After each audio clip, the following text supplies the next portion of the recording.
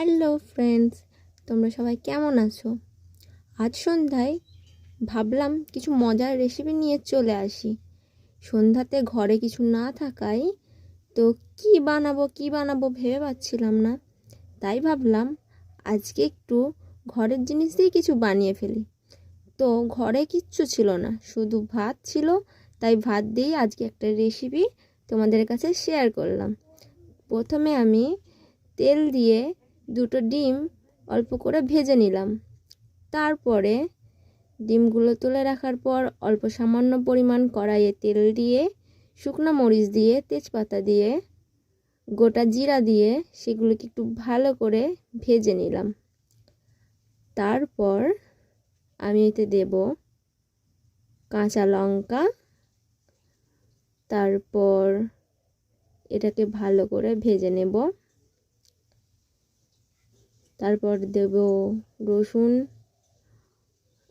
দিয়ে রসুনটাকে লাল লাল করে ভেজে নিয়ে দিয়ে দেব আদা কুচির পর দিয়ে দেব পেঁয়াজ কুচি। তারপর এটাকে ভালো করে মিক্স করে একটু লাল লাল করে ভেজে নিতে হবে।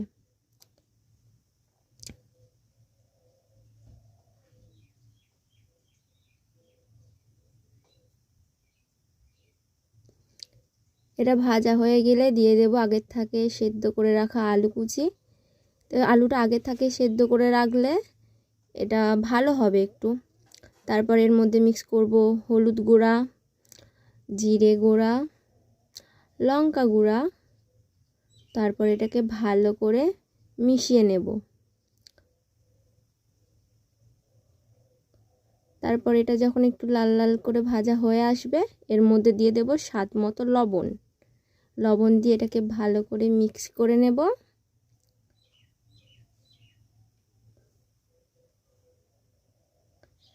তারপর এর মধ্যে পরিমাণ মতো একটু জল দিয়ে এটাকে ঢাকা দিয়ে দেব। এর মধ্যে মিক্স করব ধনিয়া গুঁড়ো আর সামান্য একটুখানি গরম মশলা। সেটাকে ভালোভাবে ভাজা করে নিয়ে এর মধ্যে পরিমাণ মতো জল দিয়ে এটাকে সামান্য একটুখানি সেদ্ধ হওয়ার জন্য ভালোভাবে বসিয়ে রাখবো। এটা একটু সামান্য জলটা শুষে নিলে এর মধ্যে আমরা দিয়ে দেব আগের থেকে রাখা ভাত।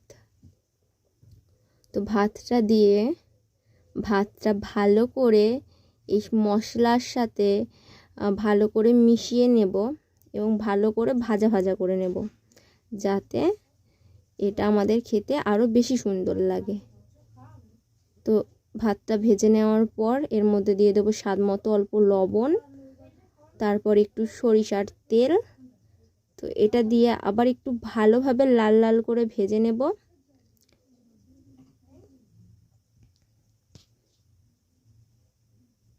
ভেজে নেওয়ার পর আগে থাকতে ডিম কুচি রাখা এগুলোর মধ্যে দিয়ে এটাকে ভালোভাবে মিক্স করে নেব।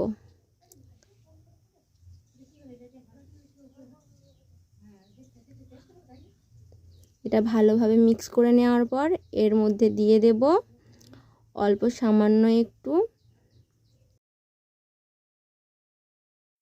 সামান্য একটু গরম মশলা আর স্বাদ মতো চিনি। তোমরা যদি কেউ চিনি না দিতে চাও তাহলে চিনিটা এখানে অ্যাভয়েড করতে পারো। তারপর এটা ভালো করে মিক্স করে হয়ে গেল আমাদের ভাত ভাজা রেডি। তো সন্ধ্যায় এটা দারুণ খেতে লাগবে।